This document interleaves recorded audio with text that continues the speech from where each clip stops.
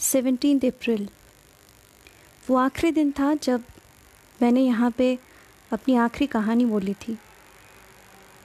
YouTube पे भी मेरी एक चैनल है जहाँ पे मैंने पोस्ट करना भी बंद कर दिया है। अभी रिसेंटली एक पोस्ट किया है 2 या 3 दिन पहले। क्या हुआ था पूछते पूछते लोग थक गए। मेरे दूसरे ऐप्स पे भी मैं पॉडकास्टिंग चैनल्स चलाती हूँ, लेकिन शायद आप सबको अब बोलने का वक्त आ गया है कि मैं क्यों इतने दिनों से गायब थी। वो कहते हैं ना कि माँ बाप से बढ़कर कोई नहीं होता, पर मेरे लिए मेरी माँ मेरी लाइफ है, मेरी धड़कन है, मेरी सांसों की वो डोर है जो अगर कभी भी हल्की सी भी कोई परेशानी में हो तो मैं तबाह हो जाती हूँ। ऐसा ही कुछ हादसा मेरे साथ आज से 4 महीने पहले हुई है। जी 4 महीने गुजर चुके हैं। आपको शायद पता होगा कि मैं कोलकाता से हूँ। शायद जिनको पता नहीं वो आज इस ऑडियो के ज़रिए जान ही पाएंगे। कोलकाता में आम्फान नाम का एक नेचुरल डिज़ास्टर की वजह से बहुत सी तबाही हुई, लेकिन उसी तबाही के सुबह मैं हर रोज़ की तरह अपनी मम्मी को कॉल लगा रही थी। मम्मी मुझसे यहाँ से थोड़ी दूर रहती है। मम्मी ने मुझे कहा कि बेटा तू यहाँ आ जा, लेकिन मैंने कहा कि मुझे ऑनलाइन क्लासेस चलाने हैं और मैं उनके घर में अच्छे से पढ़ाई नहीं कर पाती, तो यहाँ पे बैठ के मैं ज़्यादा अच्छे से कर सकती हूँ सब कुछ। और मुझे हॉरर स्टोरी भी पोस्ट करनी है, बहुत टाइम हो चुका है। मम्मी ने मुझे अचानक एक बात कही कि बेटा अगर तू हॉरर स्टोरी पोस्ट करेगी ना, देखना एक दिन ऐसा आएगा कि वो तेरी सबसे कीमती चीज़ को भी हानि पहुंचा सकते हैं। मुझे नहीं पता आप सब मुझे भरोसा करेंगे या नहीं, लेकिन बचपन से मुझे कुछ चीज़ें पहले से पता होती है। किसी के साथ कुछ बुरा होने वाला होता है, किसी अपने के साथ कोई बड़ा हादसा होने वाला होता है, तो मुझे थोड़े से पहले ही वो पता चल जाती है। ये बात आज तक मैंने छुपा के रखी थी क्योंकि मेरे पापा और मम्मी नहीं चाहते थे, लेकिन आज बताना पड़ रहा है क्योंकि शायद आप सबके मन में जो मेरे लिए जिज्ञासा है उसे पूरा करना मेरी भी जिम्मेदारी बनती है। तो बात यूँ है कि माँ ने कहा कि हॉरर स्टोरीज़ लिख रही हो ना, तो तुम्हारे सबसे करीबी के साथ भी कुछ भी हो सकता है। मैं हंस पड़ी, और इसीलिए हंसी क्योंकि मैंने उनसे कहा कि अगर मैं उन आत्माओं की कहानियाँ लोगों तक पहुँचा रही हूँ जिनसे शायद कहीं ना कहीं मैं भी जुड़ी हूँ, और कहीं कहीं मैंने खुद सुनी है, अनुभव की है, और बाकी अपने दोस्तों से या बाकी लोगों से जितना जानकारी मिलता है उसी वजह से लिख रही हूँ, तो इसमें तो मैं मदद कर रही हूँ ना आत्माओं की। मम्मी ने हंसते हुए कहा, ऐसा भी हो सकता है कि तुम मदद की जगह उनको छेड़ रही हो। मुझे पता नहीं चला कि वो क्या कहने की कोशिश कर रही है। मैंने कॉल उसके बाद थोड़ी देर बाद कट कर दी। दोपहर तक बातें आराम से हो रही थी, लेकिन अचानक ऐसा तूफान उठा कि यहाँ पे चारों ओर मोबाइल के जो टावर्स थे वो अचानक से चले गए। घर से बाहर निकलना मुश्किल था, तो मैं तब तक अगर डिसाइड कर भी चुकी थी कि मम्मी के पास जाती हूँ, वो पॉसिबल नहीं हो पाया। पता नहीं शाम के 7 बजे, यहाँ इलेक्ट्रिसिटी दोपहर के 3 बजे से बंद हो गई थी। शाम के 7 बजे मुझे अचानक से ऐसा फील हुआ कि मम्मी के साथ बहुत बुरा कुछ हो रहा है। मैं फट से यहाँ से उठी, बाहर की तरफ जाने लगी, तो देखा कि इतनी ज़्यादा तेज़ हवा चल रही है कि बाहर निकलना मुश्किल है। खुद के दरवाजे के बाहर निकल के और दूसरे फ्लैट तक नहीं पहुंच पाऊंगी क्योंकि मेरे घर खुद ही ग्राउंड फ्लोर पे है। मैंने फिर दोबारा से कोशिश की कॉल लगाने की उन सबको, लेकिन कुछ हो ही नहीं पाया। मुझे ऐसा समझ में आ रहा था कि कुछ तो बहुत बुरा होने वाला है मेरी माँ के साथ। रात के 10:30 बज गए। फिर मैं अचानक से भागी, दरवाज़ा खोलकर। जैसे तैसे करके मैंने पूरी बिल्डिंग की हर दरवाजे पे जाके नॉक किया, लेकिन इतनी तेज़ बारिश और तूफ़ान की वजह से, बिजलियाँ कड़कने की वजह से, और पता नहीं चारों ओर इतनी तबाही मच गई थी, पेड़ टूटे हुए, और फिर बिल्डिंग्स भी कई जगह पे उनके window panes, glass window panes वो टूट चुके थे। लोग डर के मारे शायद मेरी आवाज़ सुनकर भी अनसुना कर गए। किसी ने दरवाज़ा नहीं खोला, जबकि हर फ्लैट में कोई ना कोई था। मैं कॉलिंग बेल बजा नहीं सकती थी, बिकॉज़ इलेक्ट्रिसिटी तो था ही नहीं। उसके बाद मैं नीचे आकर दोबारा से सो गई। 1-2 घंटे तक जगी थी, उसके बाद सो गई। 3:30 बजे फिर से नींद खुली। मुझे लगा कि कुछ तो है। मैं भगवान को प्रे करती रही। आखिरी में जब सुबह हुई और मेरी नींद तब खुली जब सुबह के 8:40 पे मेरा छोटा भाई, वो मेरे दरवाजे पे आके नॉक करता रहा। दरवाज़ा खुला। मुझे कुछ समझ में नहीं आ रहा था। मैंने शायद उस वक्त उससे बहुत गलत तरीके से भी कुछ बोला। मतलब मुझे समझ नहीं आ रहा था ये सच है या झूठ। दरवाज़ा खुलते ही उसने कहा कि मम्मी का एक्सीडेंट हो गया है, वो गिर गई हैं और उनका हाथ टूट गया है। गार्डन में किसी पेड़ को ठीक करने के लिए जा रही थी। उनका रिस्ट का बोन जो है वो मिसप्लेस हो गया है। मुझे समझ ही नहीं आया क्या करना है। सारे नेटवर्क्स ऑफ, कोई कार भी नहीं मिलने वाली है, बिकॉज़ कोरोना की वजह से सब जगह पे इतने ज़्यादा प्रॉब्लम्स हैं। भाई मुझे बुला के वहाँ से भाग गया और खुद हॉस्पिटल के लिए निकल पड़ा। बस मुझे खबर देने के लिए आया था। उसके बाद जो 3 महीने गुजरे हैं, वो सिर्फ और सिर्फ मैं, मेरा भाई और मेरी मम्मी जानते हैं। लेकिन शायद कहीं ना कहीं मेरे अंदर एक डर बैठ गया। अब मैं हॉरर स्टोरी लिखने से डरती हूँ। लिख के बोल नहीं पा रही थी। लेकिन परसों ही मेरी माँ ने मुझे कहा कि तूने बोलना क्यों बंद कर दिया। मैं किसी और ऐप में गाना भी गाती हूँ। I am a classical singer, trend singer भी हूँ। गाना भी धीरे धीरे बंद ही कर चुकी थी, लेकिन अभी 3-4 हफ्तों से वो स्टार्ट हो चुका है। यही सब कारण थी कि शायद मैं कुछ कर नहीं पा रही थी, कहानी बोल नहीं पा रही थी। ये डर सिर्फ आज से नहीं, आज जो कहानी मैं आपको बताऊंगी वो शायद आपको और भी अजीब लगे, लेकिन ये कहानी भी मेरे पापा के साथ जुड़ी हुई है, जो आज से कुछ साल पहले हुई थी। ये कहानी है तब की, जब मेरे पापा का सहारनपुर में ट्रांसफ़र हुआ था। हम लोग वहाँ उनके साथ जा नहीं पाए, वो अकेले शिफ्ट हुए थे। BSNL में काम करते थे, सीनियर अकाउंट ऑफिसर थे। उनका तबादला होने पे वो खुश भी थे और दुखी भी। अपनी बीवी और 2 बच्चों को पीछे रख कर उनके लिए जाना भी बहुत ही मुश्किल था, लेकिन उपाय भी नहीं थी, क्योंकि मेरी पढ़ाई रुक जाती।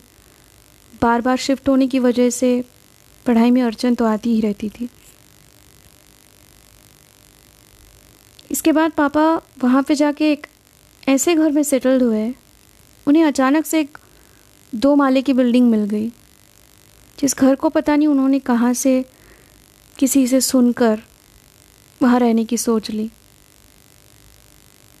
पर जब हम वहाँ 3-4 महीने बाद घूमने गए, देखने गए कि पापा कैसे सेटल्ड हुए, तो उनके जो कोलीग हैं उन्होंने हमें बताया कि उस घर के साथ बहुत कुछ जुड़ा हुआ है। एक ऐसी कहानी जो शायद ही मुश्किल है, लेकिन भरोसा करना कहीं ना कहीं बाद में हम लोगों को भी पड़ा। कहानी कुछ इस तरह की थी कि उस घर के जो ओनर है वो दिल्ली में रहते थे और उन्होंने घर बनाया तो था रहने के लिए, लेकिन घर बनाने के कुछ दिनों ही बाद उनके बेटे की मौत हो जाती है। उस ज़मीन को महनूस कहा गया था, लेकिन उन्होंने माना नहीं। उन्होंने घर बनवाया अपने बेटे के लिए भी एक कमरा बनाया था अलग से। और उसके बाद से जो भी परिवार यहाँ रहने आया, कुछ ना कुछ उनके साथ हुआ है। मुझे और मेरे भाई को भरोसा नहीं था। हम लोग पूरे घर की छानबीन करने निकल पड़े थे।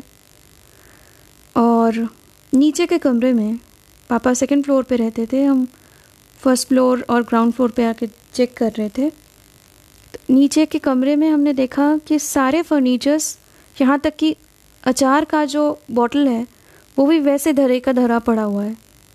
उसमें कितने सारे कीड़े मकोड़े, पता नहीं क्या क्या था। ऐसा लग रहा था जैसे कि वो लोग सुबह उठ के ही भागे हो, ऐसा हो कुछ हुआ हो उनके साथ। पूछे जाने पर कहा गया कि वहाँ पे एक परिवार था, पर अचानक कुछ ऐसा हुआ, उन्होंने रातों रात कमरा खाली किया और वहाँ से भाग आए, चीज़ें वापस लेने भी नहीं आए। पापा को पता नहीं कभी डर लगा ही नहीं। और जो मेरे पापा के कोलीग थे उनको डर था, इसलिए वो हर रात कमरे से बाहर 10 बजे के बाद नहीं निकलते थे। लेकिन मेरे पापा की आदत है, वो रात तक स्टडीज़ भी करते हैं, कभी कभी सो भी जाते थे तो भी पढ़ाई करते थे, बाहर निकलते थे। उनका तो मतलब ये चलता ही रहता था। उन्होंने कभी शेयर की थी मुझसे और मम्मी और भाई से कि एक दिन वो किचन में कुछ पानी पीने के लिए गए थे रात के 1 या 2 बजे।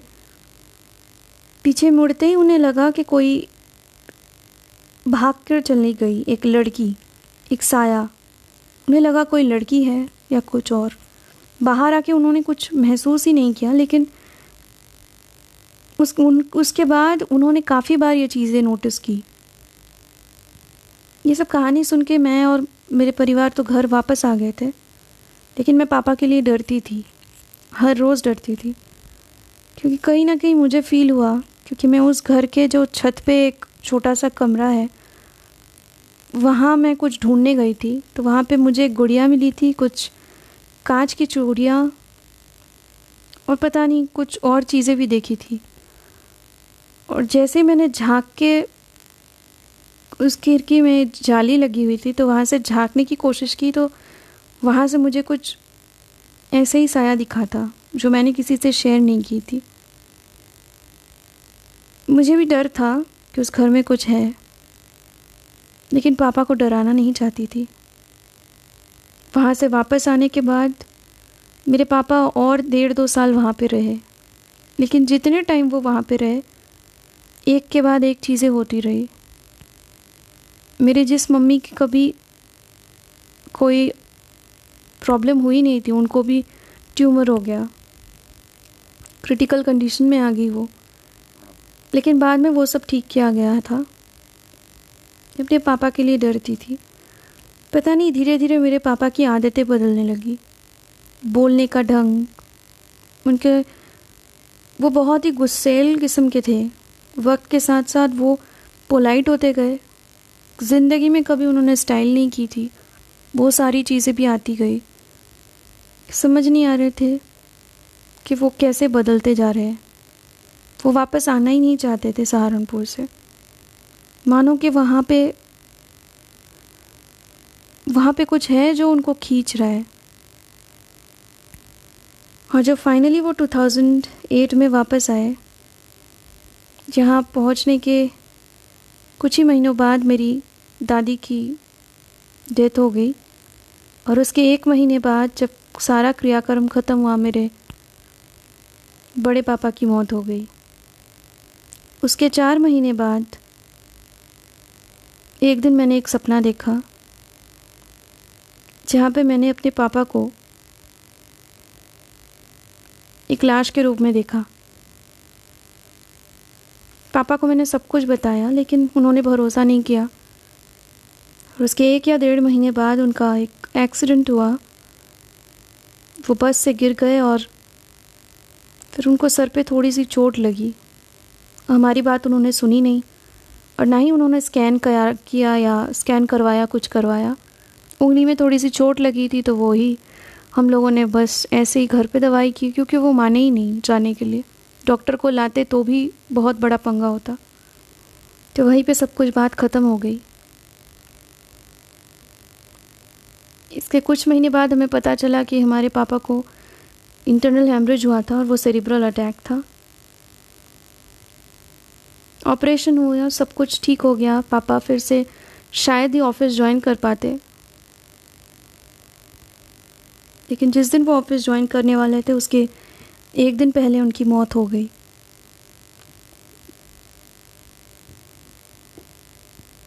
अब ये सारी कहानी मैं आपको इसीलिए बता रही हूँ क्योंकि आजकल के ज़माने में हम इतने ज़्यादा बिज़ी हैं, अपने परिवार के बारे में सोचते नहीं हैं, अपनी माँ बाप के बारे में सोचते नहीं हैं। ये वर्चुअल वर्ल्ड है, यहाँ पे हम बहुत खुश रहते हैं,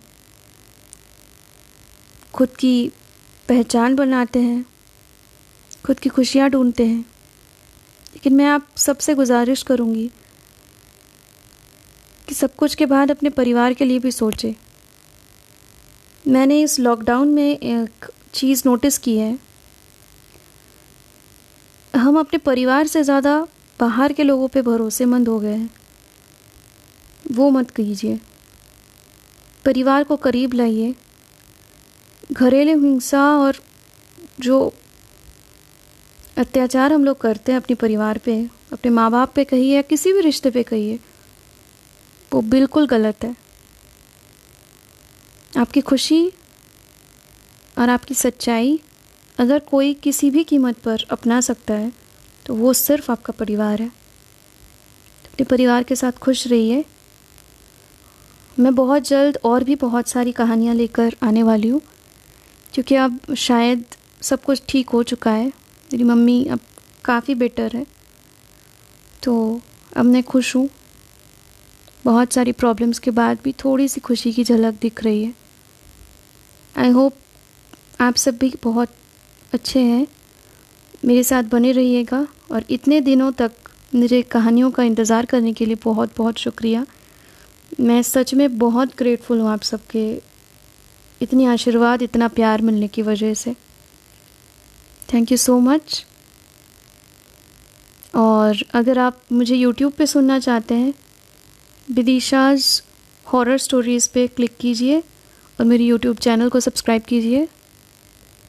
वहाँ पे शायद आपको और दूसरी कहानियाँ भी अब मिलेगी जो यहाँ पे शायद नहीं मिलेगी। तो थैंक यू एंड खुश रहिए और अपने परिवार के साथ खुशियाँ मिलकर एंजॉय करिए।